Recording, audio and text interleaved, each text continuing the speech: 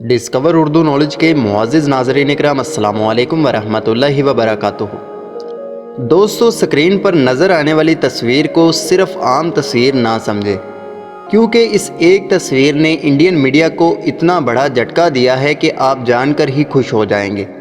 आपको याद है कि हाल ही में आर्मी चीफ की मुद्दत मुलाज़मत में तोसी के मामले पर चीफ जस्टिस ऑफ पाकिस्तान ने अज़ खुद नोटिस लिया था, जिस पर एक तरफ हमारे मुल्क में परेशानी छाई हुई थी, लेकिन दूसरी जानब भारत खुशी से झूम रहा था और इसका झूठा मीडिया तरह तरह के तबसरे कर रहा था और इन्होंने हमारे आर्मी चीफ की इज्जत को उछालने की कोशिश की थी, क्योंकि ये वाहिद शख्स है जिसकी वजह से गैर मुल्की सरमायाकारों का पाकिस्तान पर एतमाद बहाल हुआ। कई ममालिक के पाकिस्तान के साथ राब्ते अच्छे हुए और पाकिस्तान की अफवाज पहले से ज़्यादा दुनिया में मकबूल हुई। लेकिन भारत को इस शख्स से बहुत मसला है, क्योंकि अगर ये आर्मी चीफ रहा तो पाकिस्तान में जमहूरियत का तसलसल बरकरार रहेगा और पाकिस्तान तरक्की करता रहेगा। आज आर्मी चीफ ने पाकिस्तान एयरफोर्स की सरगोदा एयरबेस का दौरा किया और वहाँ पर आर्मी चीफ का इस्तकबाल शानदार किया गया।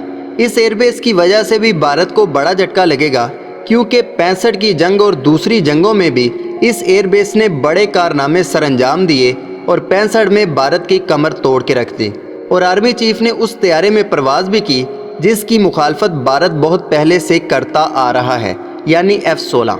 आज तो भारत को 3 झटके एक ही जगह पर लगे हैं, वो भी आर्मी चीफ, F-16 तैयारे और सरगोदा एयरबेस की वजह से। आप जितनी अपने आर्मी चीफ को इज्जत देंगे उतनी ही मिर्चें भारत को लगेंगी, क्योंकि आर्मी चीफ को इज्जत देना हमारी अफवाज को इज्जत देना है और भारत तो पहले ही हमारी अफवाज से बहुत प्यार करता है, क्योंकि हमारी अफवाज उनसे बहुत प्यार करती है। इसलिए दोस्तों, कमेंट बॉक्स में पाकिस्तान आर्मी जिंदाबाद का नारा ज़रूर लगाएं, ताकि दूसरों को पता चले कि पाकिस्तानी अपने आर्मी चीफ से बहुत मोहब्बत करते हैं। अपना और अपने दोस्तों का ख्याल रखें। अल्लाह हाफिज़, अल्लाह निगहबान।